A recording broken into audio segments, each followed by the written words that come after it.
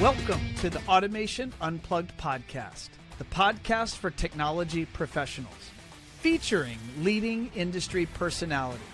I'm your host, Ron Callis. Let's get started. Hello there. Ron Callis with another episode of Automation Unplugged. Today's a special day. Today is, I think we're going to be dropping the show here on Christmas Eve. So Merry Christmas to all of you out there. Happy Hanukkah if you're out there, and happy Festivus if that's what you celebrate. So whatever might be your cup of tea, I hope you're spending quality time with friends and family. And I'm honored because you're either watching us here. Some of you, a few of you, super loyal listeners are going to be listening to this on Christmas Eve. But maybe, hopefully not. Maybe you're watching or listening when the dust has settled a bit and maybe over this long holiday break. Today's show is brought to you, as always, by One Firefly, our day job here, my day job at One Firefly. But I'm wearing my Amplify People shirt today, which, as you can see right there, is powered by One Firefly. So this is our brand where we help integrators with their hiring needs. So if you haven't checked out Amp People, you can go to amppeople.com, learn all about our team and our services. And we are actively right now helping many integrators, probably in the neighborhood of actively hiring for 3 or 4 dozen integrators across North America, all the various types of roles that you need filled, whether that's technician roles, project management, sales, office management, programmers, service and maintenance teams, warehouse people, office managers, you name it. We're helping our clients place all of those people. So definitely check us out if you have a chance. And without further ado, I get to bring you today a return guest. But this individual has not been on the show for 7 years. So this is going to be an awesome opportunity to bring him back, see how he's doing. His business is so different today than it was when we interviewed him 7 years ago. So I am very fortunate. We are all very fortunate here that we're going to learn from the one and only Steve Weber. He's the CEO and president of Liaison Technology Group. He's coming to us today, I think, from Naples, but as you will learn quickly, he has locations all across the country. And his business is just on a really amazing trajectory of growth. And but you don't need to take my word for it. Let's bring in Steve and let's see how he's doing. Steve, how are you, sir?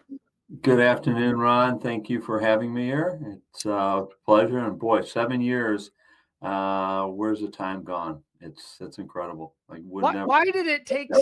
Why did it take 7 years, Steve? Did I scare you so much in that first interview that you're like, man, I need a 7-year break before I come back? I don't think I was invited back. So okay, maybe that was it too. Well, even if we weren't invited, you were in my thoughts. How was that? Yeah, well, you got so many people in the industry to talk to and give that, that's you. It was probably easier for you to fill the time with all those people and knowledge and experience than to ask me to come back. So, but I appreciate coming back. We had fun last time. We'll have fun today. We have fun. We see each other at all the industry events. We always find time. I appreciate that and always value that time. We always find time to catch up. And first of all, let's cover the basics. I said you're coming to us today from Naples. This is one of your locations, one of your many locations. Yeah, it's one of our relatively new locations, but 2.5 years ago. Yeah, we've been down here, and of course, certain times of the year it's better to be down in Florida than other places. But I appreciate the wintry background for our listeners. You do have, looks like maybe the Swiss Alps or something behind you. So you're not in Switzerland. No, I wanted to feel a little bit more Christmassy for you. So Merry Christmas to everyone out there, and have a joyous time during your holidays. So, yeah. Liaison. What is Liaison? I mean, I say what, you're an integrator, of course, but you are moving across the country and you're expanding. Maybe give everybody, the listeners, just a quick kind of update. What's the state of the business today? What type of work are you doing and where are you doing it? Sure. Yeah. We do high-end integration, mostly, and we do commercial as well. So we took on a commercial integrator about a year ago down in Florida to really kind of widen our spectrum. So that company does a lot of schools, school districts, house of worship, and membership clubs, golf clubs, country clubs, that sort of stuff. So that's been an interesting integration per se into our business. But yeah, we're just an average integrator like everybody else, looking for good solid projects where people want good audio, good video, lighting control, and all that comes with that. I am, for the sake of our viewers, I'm going to attempt to see if technology behaves here, and I'm going to try to share your website. And maybe you could take us through.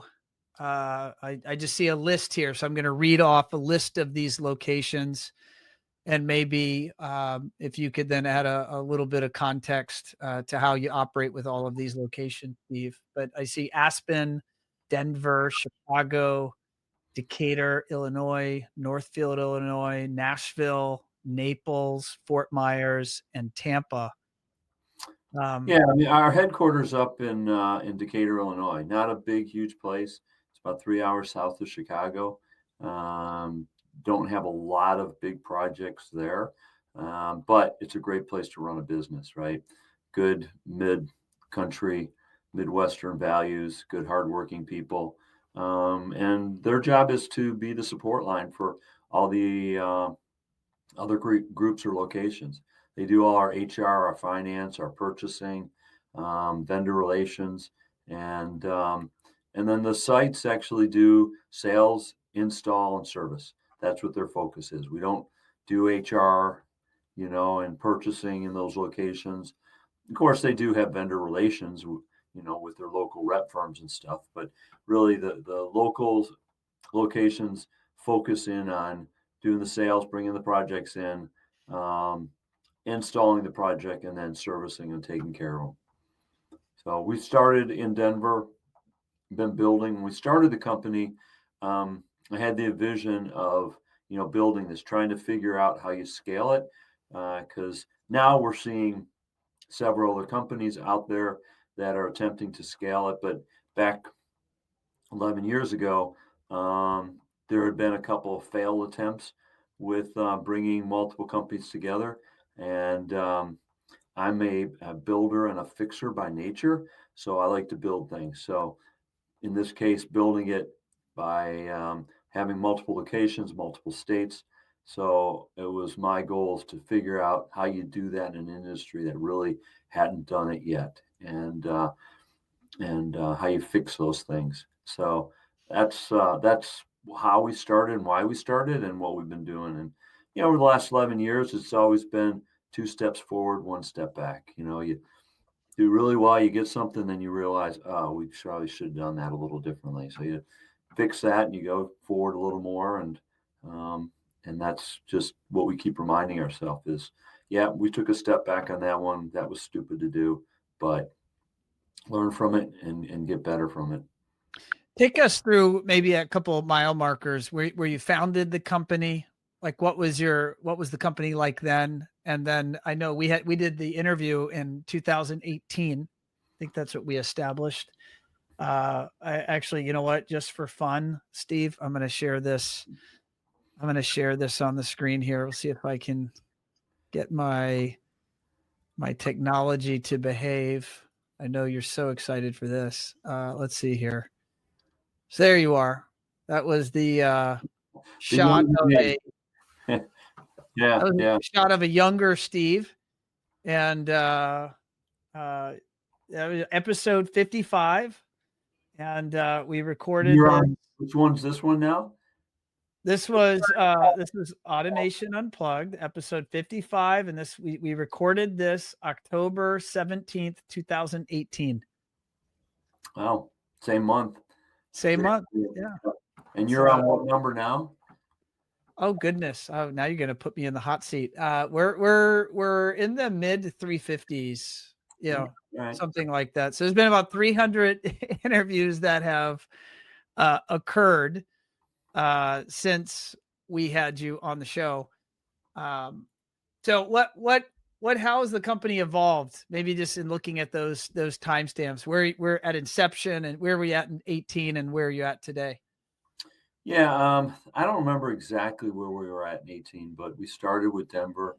We moved the headquarters to Decatur, Illinois, and then we just kept growing work and new locations. And really, most of our initial growth was all organically, meaning we would plant somebody in a location there or hire somebody locally. We'd usually be doing one or two off projects there. It's like when we get to a critical point where instead of traveling guys, we hire somebody locally and then build a team around them as the demand. I mean, we use a lot of the statistics that Vital shares. I mean, they're great. Matt Bermath is a great guy, and the guys before him, Steve and Paul, really gave us some good benchmarks. And one of those is gross revenue per tech, right? And that's somewhere around 300,000 to 500,000 gross revenue per tech. And we use that as our guidance for, okay, you got two guys and you're at $700,000. Okay, well, we got to hire somebody. You're getting close to maxing out at that. And it depends on the market too. Some markets are much more labor intensive than other markets. And yeah, we grow the different markets and we grow organically. But in the last year, we've been more in the acquisition phase. So as I mentioned, the commercial one, we took on a company that way, existing company, existing techs, existing customers and clients, and then roll that into our company. It's a faster way of doing it. When you do it organically, it's slow. You got to build reputation and relationships, and everybody that's listening to this understands that because we're a very much relationship based business. People trust us with a lot of money and trust us with a lot of personal information, and they're going to look skeptical at you until you prove yourself. That takes time. That doesn't happen overnight. Maybe a super specific question, but when you do an acquisition, Steve, do you rebrand right away to Liaison, or is there a transition period? No, there's got to be a transition, because they've got the reputation by their name, right? Unless it's a bad reputation, but then we're probably not going to take them on. So, Right. we want that reputation. So, I like to equate it with our team when we talk about it. You see the Comcast and Xfinity, right? I mean, how many years did that take to go from Comcast to Xfinity? And even Comcast is still there, but it's mostly Xfinity. But that's been going on for, man, I guess 10 years. So it doesn't happen overnight. Of course, in the Comcast case, they had such a bad reputation. It's like, get rid of that, that baggage and go with the better, the newer one. So that might have been a little bit slower in my opinion, but yeah, no, you got to keep the branding there and just slowly. So what we do is, like with commercial pro audio, it's it's almost like Intel inside. It's Dell, but they have Intel computer chips. This is pro audio services with Liaison inside, right? So a lot of our stuff will say powered by Liaison Technology Group or an associate of Liaison Technology Group, and you just kind of build that until people are kind of used to using the same thing. So our commercial is Liaison Technology Commercial Services, but everybody knows it as Pro Audio Services as a DBA. That's interesting. On the commercial side, can you describe what, and you mentioned a little bit of it, so just maybe a little bit more depth in terms of what are typical projects, not only the customer type, but the technology deployment type, and then the same on the resi side. Like I always like to ask, what's a small, what's a medium, and what's a large project for you guys in terms of how you would describe it? Yeah, I mean, for the most part, well, I don't.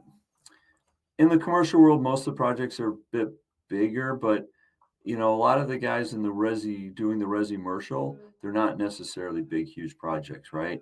You do a conference room, $30,000, $40,000, right? It's maybe equivalent to doing an audio or a video system in the residential world. So, but there are some really big, huge projects, right? We're not doing stadiums, we're not doing hospitals, and and hospitality, we're getting into that. So the mix is probably, it just depends on your type, the type of commercial that you're into, and there's a lot of different. There's probably more variance in the commercial world than there is in the residential world. Um, I agree with that sentiment. We maybe 3-4 years ago started to for one Firefly to market more towards commercial integrators, and we naively called them commercial integrators as if that was a singular identity, and it Pandora's box opened once we realized the complexity of depth of these businesses, not only in the size of their businesses, but in the verticals they serve and the complexities and layers to the vertical served. It was, it struck us, maybe it's because I was personally newer to commercial, air quotes, commercial or pro. It struck me as being extremely more complex than residential, which I think I could describe with less words in terms of the spectrum of customers and solution types. yeah, but the one thing that's consistent is relationships, between the two. Relationships are very, very important in the commercial world because the GC, whoever is controlling the project, wants the easy button, and when they have somebody who's reliable, it's going to show up, it's going to get it done on time, going to be at cost or under cost, and not be change ordering them to death. That's the guy they're going to go to time and time again. And they're going to, even though it might need to be out for bid, a lot of times it's, well, we just have to get two other bids to satisfy everybody that's involved. But really, we're going with you. And that's what we need to do until you screw up. Yeah, So it's, you want to be in that position with those companies and prove yourself so that they do feel like, yeah, you're the go-to. We know you're the real deal and you're going to do that. So that takes a long time. That's, yeah, to try to build that up de novo, it's going to take you years and years. that's So, where acquiring comes in. If you're able to acquire those people that have those relationships, that is the fast track to doing that. yeah, but you need to, it's really important to maintain that trust throughout that time. And there's numerous things that, a couple of things that we kind of, oh, we should have done that a little bit differently. But for the most part, yeah, you've got to prove yourself kind of again, because they start looking at you, micromanaging. Okay, you're taking over. We've seen problems with takeovers before. Are you going to be consistent with what you did, or are you going to change the culture and change what it is? And now we're going to look for somebody else. So you have to reassure them. You have to make sure that you're proving yourself quickly up front. Mm, The other thing is residential seems much more emotional than mm. commercial because residential, that's their personal home, that's their identity, that's who they are, right? Commercial, it's here's the bid, here's the functionality, stay in budget, get it done, and move on. But residential, it's um, yeah, a lot more emotion into it, which makes it hard. It makes a lot of guys, I hear part of those discussions all the time when people say, oh, you're doing commercial now. What's the difference? And oh yeah, I can see that. I understand that. And so yeah, it's a different. That's one of the big differences. The way you I bid it, the way you bid projects is a big difference too. I would think you'd have to. I mean, I'm making an assumption here that because of that difference in the customer and the way those projects are won and those relationships are, I don't want to put words in your mouth. So you just said relationships are critically important on commercial. They're also important in resi. So relationships are always important. Um, but I'm curious if the way you as a leader, Steve, manage your commercial company versus your residential divisions, is there some differences, or are you able to have an umbrella methodology to your leadership approach and it works across both divisions? Or is that challenging for you? I think I'm still figuring that out. The commercial company is in some respects further along. They're, I want to say, more mature, not mature as in acting like a child, but along that process because they've been doing it for 25 years, and most of the techs there have been doing it. And I'm not going to, disrupt that What's rhythm and working? that journey and what's working, right? Yeah. Um, so whereas our residential, in some respects, some of these are very young. I mean, Naples, we've been in here for 2.5 years, right? We don't have that 25-year history. We have to build that relationships and so forth. So yeah, um, sometimes people expect to see me as the CEO and feel more feel better about it when, oh, the CEO is taking interest in my house and what's going on. The commercial stuff, I mean, yeah, they want to know that there's somebody there backing it up and making decisions, but they're not looking at me and being on the project and seeing it. In my years working with business owners, I've observed there's the businesses that stay a certain size, and I could talk to them today, or I could have talked to them 10 years ago or 20 years ago, and they'll always talk about this ambition for growth, but yet they stay the same. And then there are business owners that successfully grow, and whether that's grow revenue, often that means growing personnel. Often that can also mean growing locations, and with all of that, complexity increases. Complexity of what's needed to run the business increases. And so I'm setting that stage. I stated personal observations, and what I've observed. From your perspective, what's your philosophy on, as you now have 8 locations, 50 to 60 staff. What's your philosophy on what gets delegated versus what you, Steve Weber, retain control and decision making on?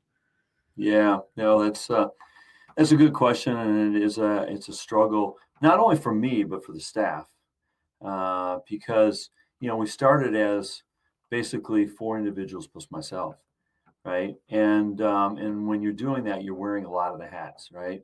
Um, Doing a lot of stuff. I mean, I came from outside the industry, so I wanted to learn everything about that. I was out pulling wire and terminating and building racks and doing all the things that obviously I joined it at a later time in my life, but those are things that I would have learned way earlier in my life. I needed to learn there. So I'm wearing all these hats.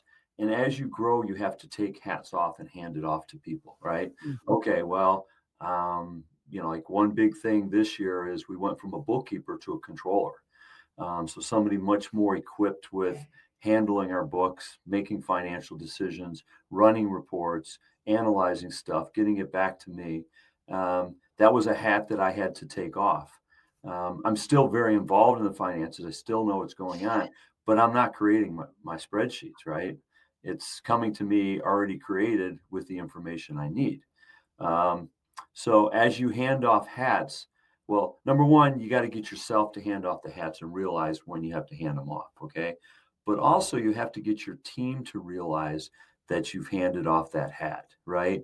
And there's a different person you need to be chatting with about that when you have an issue, right?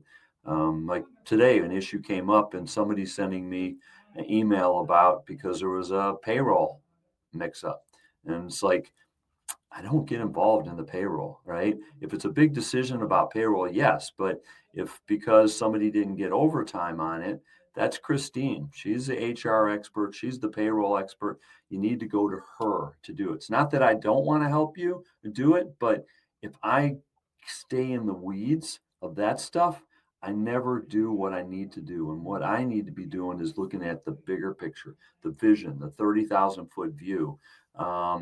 Helping to, create solutions for bigger problems that are backing our people up. So it's two things. It's one, helping the team to realize that I'm not wearing that hat anymore.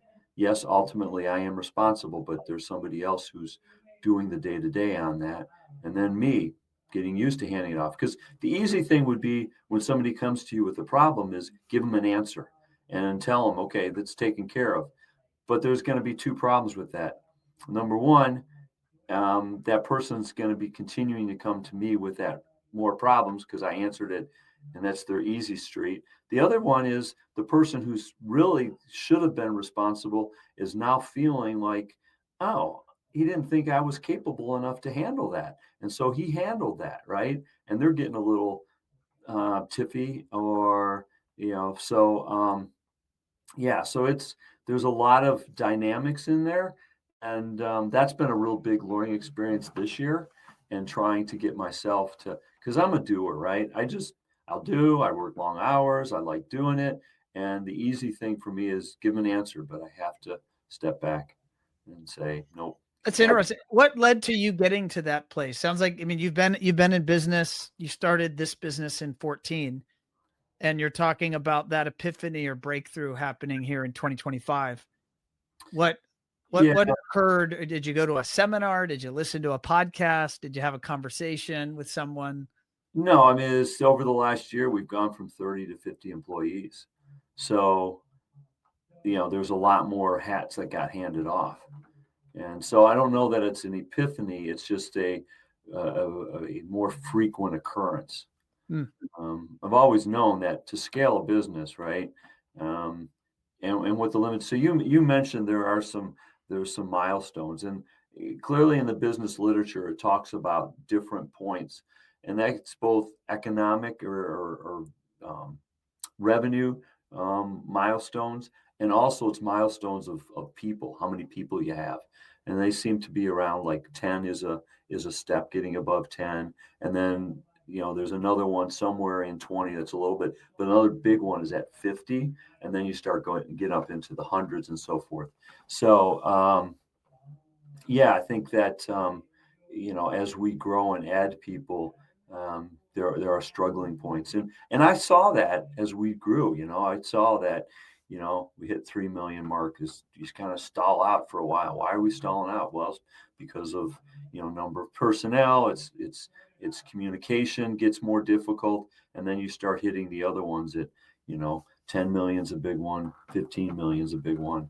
And then just like with the number of personnel, it gets a little bit farther apart on those dollar amounts. But yeah, there's definitely places you hit plateaus, and the business books are full of talking about those, and be prepared, because it could be a software issue problem at that point. Could be taxing. We could get into a whole different discussion on, how your taxes and filing taxes change at certain amounts And when you have staff in different states all over the country in different countries. and different countries. Oh, we encountered lots of those opportunities to learn Yeah. in the last 5 to 10 years. That's interesting. As you're building out your team, and you now have lots of folks in lots of places. I'm curious. I'm going to get a little granular.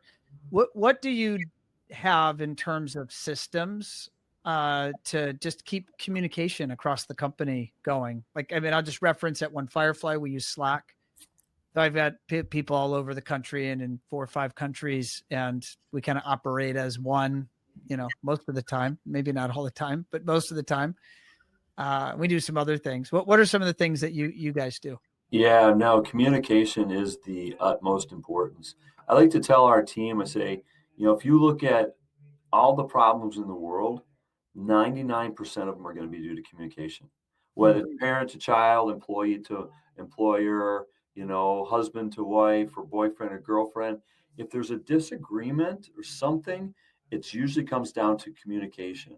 And it's not that not necessarily you didn't have communication. We've got this thing right here that's a filter, right? We got this brain up here, right? The words coming out my mouth are the same words going in your ear, right? But they're going through two different filters, right? And that filter is affected by a lot of things, like how did you grow up, right? What happened to you 5 minutes ago, right? Did you just come in and somebody just tried to run you off the road, and so got road rage? Did your boss just tick you off, and so you've got to remember that that other person may be hearing the same words that your mouth is speaking, right? But they're going to filter it totally different. So you just have to remember that communication, it's not just passing on words, right? And then you add in all this stuff with text, and they're very short and quick. And again, what happened to me right now, I'm going to read a lot of emotion into that text. So all that to say is communication is really important. We started with what we call Ring Central collaboration. So everybody knows Ring Central as a VoIP phone system that runs on Zooms. But about 8 years ago, they started this collaboration tool, which is very similar to Slack and Zoho and some of the other ones. But it's become culture with us, and it's really, really good. With you have multiple locations, and the people in Denver need to know what's going on with the people in Decatur and in Florida real time. This helps. So we take Ring Central. They have what they have call as teams. Every project of ours is a team, Hmm. and so any conversation about that project has to be on that team. You don't put it in an email. As soon as you know those of us that have been with the team for a long time sees that's happening, we quickly proverbial slap the hand of no, stop that. You have to get that on the team, because as you add new team members, if you want them to know about that project, which could be going on for 2 years, right? Um, they need to be able to go to one place to see the whole history of what's happened there. And otherwise, you're going, okay, George, Fred, Steve, every email you have on such and such a project, please put it together and give it to our new project manager, so and so they can see all it. Then they don't have it chronologically. It's a mess. So you have to have a chronological way, whether it's Slack, whether it's Ring Central, whether it's I mean, there's dozens of them out there, and everybody, it's just, you have to make it culture, you have to reinforce it, and you have to really force everybody to do it correctly. So that is the key for us. We've transitioned several times on the other software, project management, POs creations and financing and inventory and so forth. So I'm not going to bring up what they are, but we've changed within the industry 3 times now, because they can't keep up with our growth. They're not, quote, enterprise grade. Your enterprise, you need to have enterprise grade. Well, we Right. talked about that. Why didn't we talk about, why are we learning that now, kind of things? But you do need to have some type of software that can tie all that stuff together. And I've examined all of them in the industry. The one we're on right now is good. I will say that it's iPoint. We like it. It's not perfect. Okay. I get that. Somebody that's on it's frustrated with something. I'll say, yeah, that's a frustration for us, but it's the best one we've done out of all the ones we've looked at. And I know there's some other new players that are trying to come in the market. SimSpire or not Simpro, and then Jet Built, and they're coming from outside the industry. Time will tell, but you need to have a system like that. And for us, inventory is absolutely a must.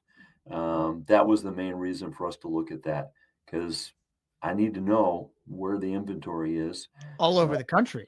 yeah, and Or do you centralize your equipment in one location, or do you, because you build racks, do you build racks at all of your satellite locations, or do you build them at your HQ? it depends on the projects. So, yes, we do. So, when we can talk this about Tunnels to Towers is a program that we're part of, and we can come back to that one. But that we do all over the country, and we build all those, most of those in Decatur, and we get everything shipped there, and we make sure it's all there. But some of the local ones will build the racks Okay. locally and take them out. So, I wanted, just because I'm mindful of your time, and I want to try to squeeze as much out of this as I can, Steve. Again, and I find your growth fascinating and your exponential growth even more impressive. You've done so much in so little time. Do you guys at Liaison, do you follow any particular business systems? Like, we at One Firefly, we're on EOS traction. We've been doing that since 2019. We spoil ourselves by actually still having the implementer help us run our quarterlies every 3 months. We're 6 months in. They say you're supposed to graduate after a year. We're like, hell no, that's great. You can keep coming in and help us run these quarterly meetings. yeah, yeah. What do you guys do?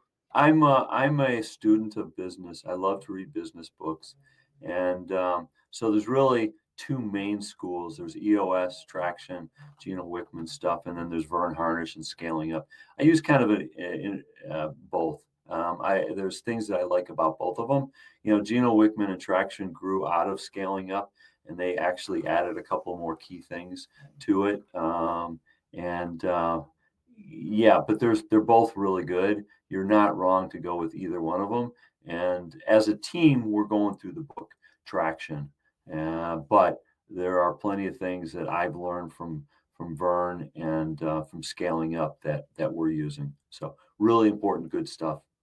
What if you were to point out whether it's from Scaling Up or EOS Traction? I'll just say maybe systems or elements that you think are critically important to enabling your growth. What comes to mind? Having processes. Predictable processes that people know how to do stuff and to do it the same way at every location. Not these guys can do it this way and these guys can do it this way. No, it's got to be done the same way, um, because otherwise the people at headquarters get all confused of why are we doing it that way. That's one thing I'll get is they're doing it this way. Why are we doing it that way? Well, probably they shouldn't be doing it that way. Let's educate them and get them on the right path with that. So processes are really important. How, how do you how do you standardize those across so many locations and enforce or reinforce their use or correction or refinement of those processes? Do you have any sort of regular cadenced feedback loops or discussions with people across different departments to Absolutely. unify the team across deploying certain processes and following them religiously? Yeah. So when a location is birthed and brought on, there's a lot of processes we already have, and so we teach them on that, and we help them, and then we learn, and the best thing is the people in the trenches when they take ownership and they give feedback on better ways to do something. So I tell everybody, I go, look, if it hurts and it's that painful, there's got to be a better way to do it. Don't keep grunting through it, struggling through it. Make a suggestion. And that's another principle to me is if you're going to bring me a problem, bring me a suggestion, and a solution. Show me that you thought through it already. Don't just come to me and say, oh, we keep having a problem with getting these products from this company and getting it shipped wrong or whatever. Do a little bit of homework, figure out what the problem is, and give a solution. We might say, no, that's not really doesn't work for all locations and so forth. But at least you thought about it. And sometimes it's like, wow, that's a really good idea. Let's implement that. Let's try it out and implement it. The locations that have run around longer usually have more say because they helped institute it in the first place. But everybody's opinion is valued on that. We're here at the end of 2025. We're looking to the horizon. We're looking into 2026. What do you see ahead for Liaison? Yeah, I'm not necessarily a futurist and can't predict the economy. I'm very much an optimist. I think we're going to do fine in 2026. There's a chance that we could take a step backwards, but um, I I'm not a cautious type person. I'm a risk taker, and so I'll continue to I'll be careful on my decisions, right? But um, I'm not easily frightened because of the labor, unemployment rates or whatever it's looking like and so forth. Um, we'll if there is a downturn, we'll gut through it, just like everybody else, and we'll come out usually stronger on the other side. But I do try to prepare, the company so that if there is a downturn, we can make it through it. Um, it's really important to me to take care of all our team members too. I don't want a position where we have to lay people off, but I'm not seeing that as an issue. We're got extremely healthy growth this year. We've got lots of projects going into next year, and that will keep us going, for, unless we have something like 2008 meltdown where everybody's canceling their projects and so forth. You get it. That's an isolated, Call really. that a black swan. Let's just hope Yeah, that a there black you go. swan does not show up. Only Yeah, white swans, only good events. yeah. So No, no. I'm optimistic. I think 2026 is going to be another good year. Might not be as good as 25, but that's okay. You can step back, make some changes to improve yourself, make you stronger, and then maybe the next year will be even stronger. I like that. You have been on this path of acquiring. Can we take a few minutes and kind of learn what you're looking for, Steve, or what makes for a good acquisition for Liaison? Just there are some entrepreneurs, maybe many, that aspire to one day like that exit is their it's a goal of theirs. Yeah, And maybe you're the person they want to receive that phone call from. So like what is someone like you looking for in a potential acquisition target? yeah. Great question. I see a good fit for us is you've got an owner who does everything in the company and is getting burned out, right? And he just doesn't want to do all the business end of things anymore. Still loves the industry, still loves the challenge of the sales. I want them to stay on and do sales and business development. We'll take over everything else. We'll do all the business end of things, finance, purchasing, vendor relationships, operations. We're good at that, and we can take that on at any scale. And but back to that earlier discussion, it's really important about relationships. Well, who has that relationships? Well, that owner, right? So we want to preserve that portion of it and take on the company. Make sure the company's stable. Make sure they do have a good reputation. Make sure that their staff. Not everybody is 59 and looking to retire next year. Um, those would be red flags. But for the most part, it's somebody who just is like, you know what, I need an exit, but I want to stay in the industry for another, 3 years, but just do the sales and business development. At a high level, what increases the value of a company and what, inversely, what decreases the value of a company? Whether they become part of Liaison or maybe there's other paths or opportunities for them. Any just general coaching?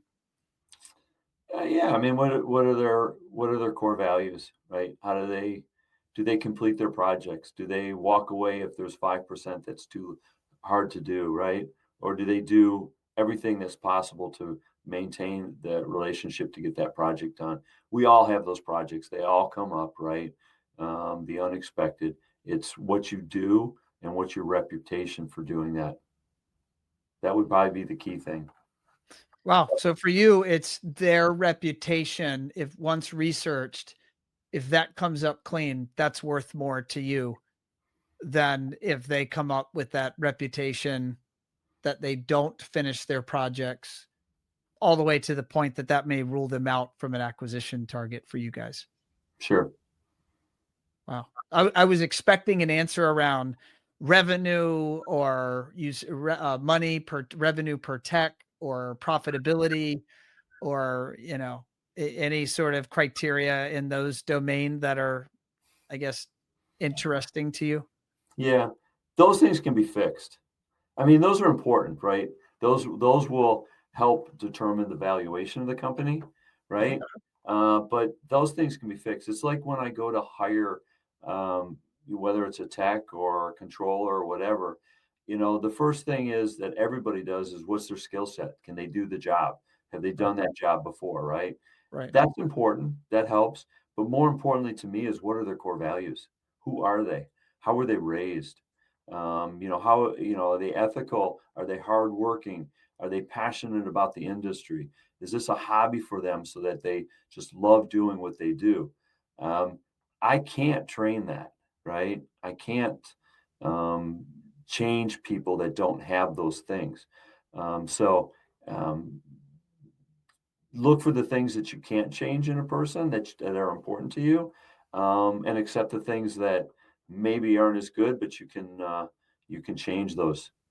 I can make them more efficient, um, as long as the techs are hardworking and knowledgeable. And then it's like with a tech, right?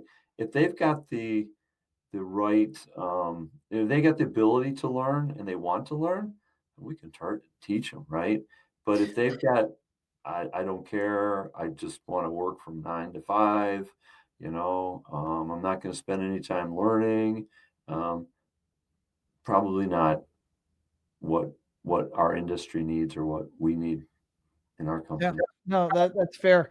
I want to pivot now to the dojo, the lighting dojo. And I don't know, are you there at the lighting dojo, even though it looks like you're in the Swiss Alps? I'm not right now. I'm in Naples right now, and the dojo's up in Fort Myers. So yeah, Okay. so everybody on here knows that one of the big pushes is lighting with our industry, and that's great, right? But there's a lot of things that come with that. We work really closely and do a lot of projects with lighting designers, illuminated lighting design. Some people know Bruce Clark, Light, and then Lynn and Curtis um, kind of we introduced them to our industry, and they do a lot of projects, not just for us, but for other integrators. Mhm. And um, through our relationship with them experience, we found that there are some pain points in that. One of it is installation of fixtures.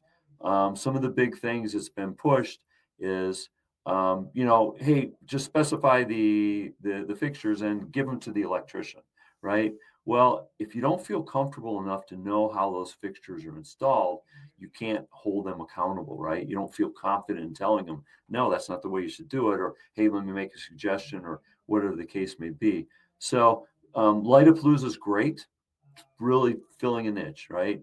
Tom Doherty and the group is doing a great, but that's more about um, lighting design Yep. and maybe how to sell, but there's nothing about installation and how you install it. And lighting is way more than just, putting one up in a can, a recessed can in the ceiling, like you would put in a speaker. Linear lighting, there's so many different components, and how do you do that, and all the extrusions and drivers and run lengths and voltage drops and soldering of that sort of stuff, right? Even if you're not going to do it and you're going to get the electrician, you need to know enough.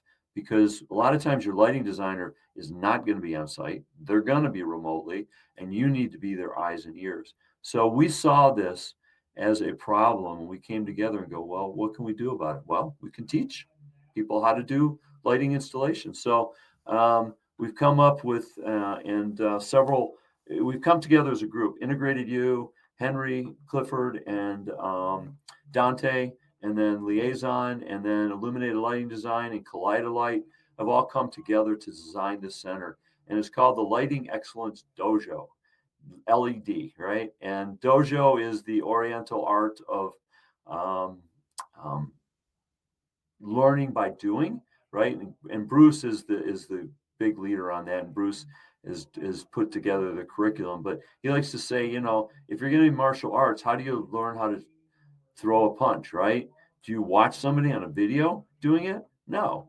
You might watch somebody else do it, but then you do it yourself, right? You practice that. It's the same thing with lighting. So our dojo center is how do you install by actually installing? So we've come up with a lot of different tools for teaching it. And you can see these pictures right here. So each one of these is a station. We've come up with these boxes up here where we can put lights at different levels from the wall. We can show off different trims. You can put in different optics. And how does it affect it? Right here, looking at that picture, you can see different color temperatures between the different stations. And how does it affect the lights? So it's 3 days of intense, and we tried to get it down to 2 days. You can't. There's an example. We teach you how to solder. There's how do you solder your wires to your linear lights? How do you put in two linear? How do you make corners? What extrusion do you use to fulfill the purpose? Who are the customer? Who are the people that are sitting in this dojo facility? Are these? This is an entirely different business than the integrate. This is different than the Resi and Commercial Pro business that you have, Pro AV. This is a training facility. It is. It's a training facility. And so the biggest target is the integrator, the owner, understanding it, the project managers, and the techs be able to do it. So it depends on, what you as an integrator want to do. Do you want to be an installer? Do you want to have an electrical division and doing it? Or do you want to hand it off? But you still need to know how to do it in order to hold them accountable for what they're doing. Because we find that a lot of electricians, some of them are very good and get it, right? But there's a lot of electricians who only care, right? They just throw up the light because it's in the right proximity. Well, if if you're trying to highlight a piece of artwork, right, and you don't put it exactly where it needs to be, then you're highlighting the corner of it, and or the bottom of it, or just the top of it, and then that's gonna, the interior designer is going to be ticked, and we've Hmm. learned this you know, as lighting designers and as integrators, and we do a fair amount of lighting. We've learned a lot of that the hard way. So we want to educate people within the industry. So we've got rep firms sending people. We've got manufacturers that are sending people to it too, because might have a new inside salesperson, right? Yes, they can learn. We're very manufacturer agnostic. Obviously, you have to use some type of equipment to teach off of, but we really try to cover a lot of the industry, and we give the basics to it. And some of our lighting designers have been doing this for 25 years, and have learned a lot of the pitfalls on it. So What is the website, or what's the way that the folks that are listening that would want to investigate, learn more, maybe even register themselves or some of their team? Where would we send them? yeah, so integrated U, I'll have to get that to you. Maybe before you air this, you can pop it in there. But integrated U has the infrastructure for doing that. So you just get on there, and it gives you all the details and what's included and so forth. But we try to make it very comprehensive. So you're not having to go out and find lunch and dinner, and there's hotels close by, and we're really close to the Fort Myers airport, so international airport, so people can get in and out. It's a great location, especially if you come in the wintertime. It's nice and warm, and you can get out of your cold environment. And so, yeah, and we've, like you saw in those pictures, we've put a lot of effort and thought into what we're doing. We've done 2 beta courses now, and so we learned, and we did this with people that aren't part of, some aren't in our industry, right? Some are from other integrators and rep firms and manufacturers, and giving feedback. But everybody that's gone through it has been really excited. That's been encouraging to me to see the excitement and go, yeah, I learned a lot. I really understand it better now. Feel more equipped.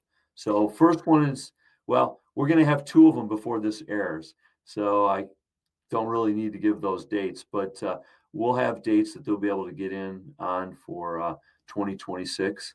And At a high level, how many do you at the moment forecast for 26? yeah, so there's 16 participants. We got 8 stations, and we'll keep it no more than 16. And we'll schedule, in 2026, we'll put one in January and February, and we'll see what the demand is. And if there's a greater demand, so, maybe probably 5 a year, I would think. We have a lot of interest to use the space by others for education, not necessarily lighting, but there's manufacturers who there's rep firms who want to use it for their type of education, because it's really pretty, like I said, it's a great location for it, and we've set it up so it's pretty versatile. I love it, Steve. As we wrap up the show here, there's a lot of listeners we have and people that watch, and they're at varying stages of their entrepreneurial journey. And these people are located around the United States, Canada, South America. We have people in the UK, Europe, New Zealand, Australia, a couple in Asia, quite a number in India that listen. What advice, you've been at this entrepreneurship thing now for a while. What's maybe just a single 1 or 2 piece of advice that you would give those that maybe aspire one day to be where you're at? Like what should they focus on to try to build to that? Yeah, if you don't like risk, don't do it. I mean, there's lots of risk, right? And you can't be afraid of making decisions that might not be the perfect decision. And so, it's we're risk takers. Entrepreneurs are risk takers, and if you don't like risk, don't do it. But if you love that and you love the industry, um, or whatever industry you're in, and you can see pain points and how to make things better, go for it. There you hear it, folks. Go for it. If you're a risk taker, maybe think twice. Or if you're not a risk taker, think twice. And if you are ready to take on, amen to the risk thing. Yeah, I remember back in the day jumping off the cliff and hoping the parachute would open. That would only after I started sewing it on the way down, and then I packed it, and then I hoped it would open.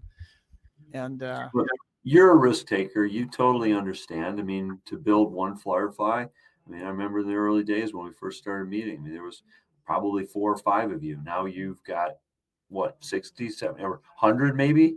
I mean, you got a lot. yeah, we're around somewhere between 60 and 70 staff today.